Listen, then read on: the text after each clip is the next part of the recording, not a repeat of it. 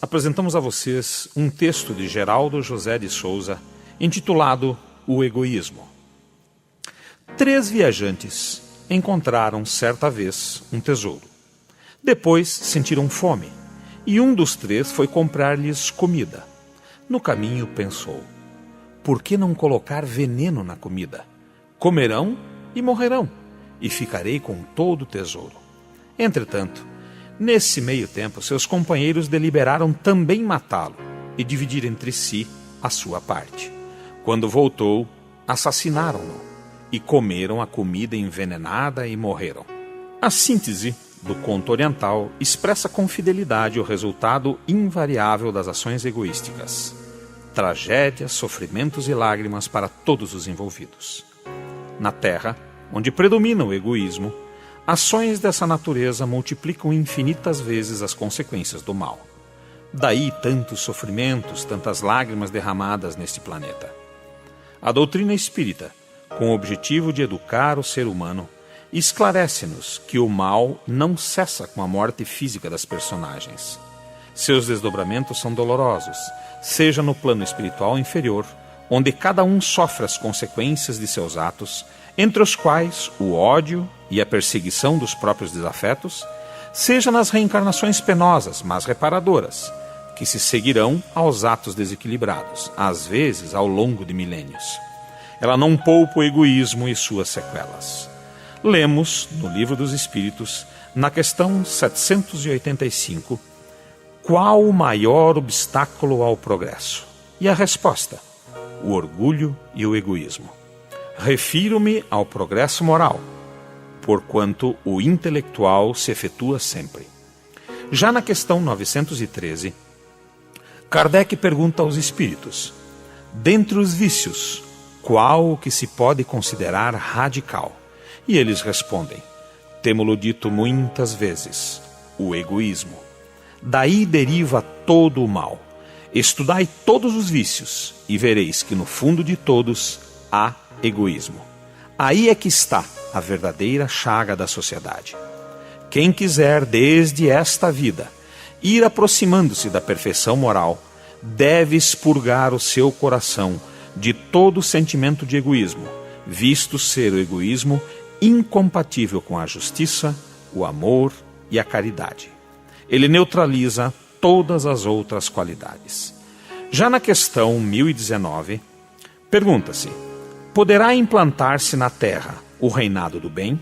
E novamente eles respondem com carinho e paciência: o bem reinará na Terra quando, entre os espíritos que a vêm habitar, os bons predominarem.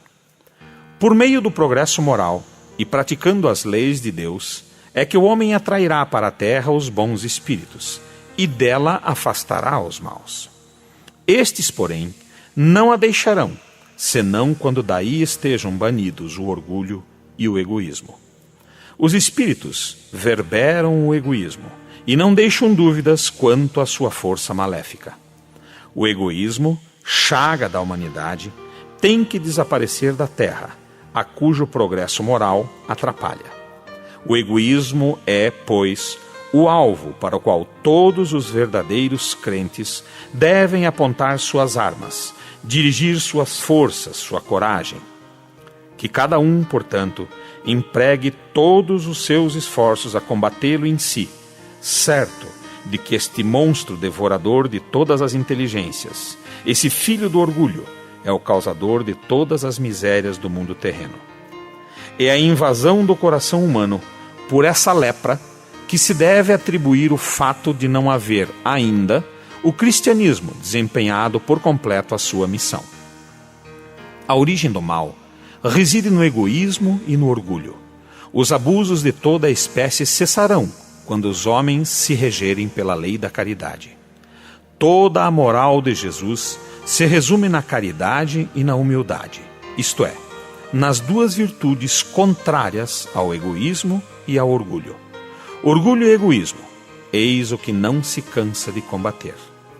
Antevendo profeticamente o somatório do egoísmo de gerações, autores encarnados e desencarnados assinalavam: infelizmente com justas razões, que não haveria descanso, que não haveria segurança para a raça humana com o predomínio do egoísmo nos corações. O egoísmo é a negação da caridade. Sem a caridade, não haverá descanso para a sociedade humana. Digo mais, não haverá segurança. Com o egoísmo e o orgulho, que andam de mãos dadas, a vida será sempre uma corrida em que vencerá o mais esperto. Uma luta de interesses, em que se calcarão aos pés as mais santas afeições, em que nem sequer os sagrados laços de família merecerão respeito. Não haverá paz entre os homens, não haverá segurança, felicidade social, enquanto o egoísmo não for vencido, enquanto não desaparecerem os privilégios, essas perniciosas desigualdades, a fim de cada um participar, pela medida de seus méritos e de seu trabalho, do bem-estar de todos. Não pode haver paz nem harmonia sem justiça. Allan Kardec prescreve o remédio contra esse mal terrível. Para que os homens vivam na terra como irmãos, não basta se lhe deem lições de moral. Importa destruir as causas de antagonismo, atacar a raiz do mal, o orgulho e o egoísmo. O homem pesquisa as causas de seus males para remediá-los. Quando compreender bem que no egoísmo reside uma dessas causas, a que gera o orgulho, a ambição, a cupidez, a inveja, o ódio, o ciúme, que a cada momento o magoam, a que perturba todas as relações sociais, provoca as dissensões, aniquila a confiança, a que obriga a se manter constantemente na defensiva contra o seu vizinho. Enfim, a que do amigo faz inimigo, ele compreenderá também que esse vício é incompatível com a sua felicidade e podemos mesmo acrescentar, com a sua própria segurança. O egoísmo é a fonte de todos os vícios, como a caridade o é de todas as virtudes. Destruir um e desenvolver a outra, tal deve ser o alvo de todos os esforços das pessoas de bem. A mentora Joana de Ângeles indica-o claramente como o causador das misérias humanas de que a terra atual anda farta de exemplos. Enquanto o egoísmo governe os grupos humanos e espalhe suas torpes sementes em forma de presunção, de ódio, de orgulho, de indiferença à aflição do próximo, a humanidade provará a ardência dos desesperos coletivos e das coletivas lágrimas, em chamamentos severos à identificação com o bem e o amor, à caridade e ao sacrifício. Os ensinos nos alertam, clara e didaticamente, que o mal supremo está no nosso íntimo e se chama egoísmo. É tempo de o atacarmos pela raiz, extirpando-o de nossos corações. Vigilância, autoexame, meditação e ações concretas no dia a dia para edificarmos o bem em nossas vidas, transformando-nos, a pouco e pouco, para melhor. João da Silva Carvalho Neto, em seu texto intitulado A Nosso Favor, complementa esta maravilhosa ideia de combate ao egoísmo. Crimes violentos, fome e miséria, injustiça e corrupção vêm criando um clima de angústia e expectativa na humanidade dos nossos dias. Mais do que nunca, o homem anseia por paz, mesmo que a revelia de uma minoria que se entrega contumaz a toda sorte de desenganos. Mas entre os que se cansaram da dor e do sofrimento, ainda existe pessimismo e descrença com relação ao futuro. Uma onda apocalíptica de previsões derrotistas coloca no caminho do planeta Terra destruição e desespero. A falta de compreensão das leis divinas gera tal situação onde a fantasia veste a roupagem da realidade. Místicos e religiosos fanáticos ou desavisados estimulam a descrença em Deus por apresentarem-no bom e justo, mas capaz de criar um mundo com tantos erros e imperfeições. Essa situação, aparentemente sem maiores proporções, alcança largo significado na mente dos que se suicidam, dos que abandonam a moral elevada para desregrar-se na volúpia dos prazeres inconsequentes. dos que por egoísmo não medem o mal que causam aos seus semelhantes. São infelizes, desesperados e desinformados quanto à sua destinação superior, regida pela sabedoria do Cristo, governador espiritual do planeta. Afligem-se por não poder conviver com a incerteza do amanhã, nem suportar o dissabor que se abate sobre a fragilidade de seu vazio interior. Ignoram que o mal que assola a superfície do planeta é fruto do descuido do próprio homem que protagoniza sua história. Ao longo dos milênios que se perdem em páginas sangrentas de guerras e desvarios, esse homem construiu o presente que ora se mostra como consequência do seu passado. Esqueceu-se de Deus, da observância de suas leis, do respeito ao seu semelhante, para chafurdar-se na concretização de ideais personalistas, em que o centro das atenções é o interesse mesquinho em si mesmo. Ignoram que a dor que flagela a sua roupagem carnal deriva das marcas indeléveis com que estigmatizou o seu corpo espiritual, nas viciações de toda a ordem, no cultivo dos hábitos menos felizes do alcoolismo, do tabagismo, da sensualidade desmedida. Fraudou a integridade de sua saúde, irresponsável que foi diante do instrumental que lhe permitia a encarnação. Ignoram que a fome e a miséria, campeando injustiças e violência na sociedade moderna, iniciaram-se no excesso das posses a que se submeteram, enquanto tantos mendigavam o sustento humilhante nas mãos de algumas almas caridosas.